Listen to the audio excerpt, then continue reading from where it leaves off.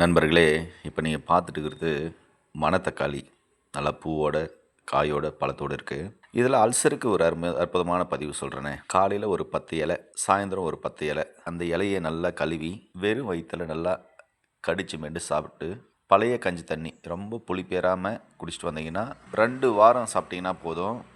Ulcer எவ்வளோ சிவியராக இருந்தாலும் சரி, ஒரு பாதி அளவு அல்சர் 50% குறையத பார்க்கலாம். அல்சர்னால் ஏற்பட்ட பாதிப்புகள் குறையிறதும் பார்க்கலாம். அது இல்லாமல் பித்தம் அதிகமாக இருக்குது, அசிடிட்டி பிரச்சனை இருக்குது, கேஸ்ட்ரிக் அல்சர், பெப்டிக் அல்சர் இருக்குது, அமிலம் ரிஃப்ளெக்ஸ் ஆகுது, வாயில் புண்ணு இருக்குது, சிறுகுடல் பெருங்குடலில் புண்ணு இருக்குது, பைல்ஸ் இருக்குன்றவங்க அம்மன் பச்சரிசல்னு ஒரு இலை இருக்குது. அம்மன் பச்சரிசலை அது ஒரு கைப்பிடி, இந்த மணத்தக்காளி கீரை 2 கைப்பிடி, துத்தி இலை ஒரு கைப்பிடி எடுத்து பாசிப்பயிரோட பூண்டு, முக்கியமாக இஞ்சி, மிளகு, சீரகம், மஞ்சள் போட்டு கூட்டாக செஞ்சு ஒரு 2 வாரம் சாப்பிட்டிங்கன்னா போதும்.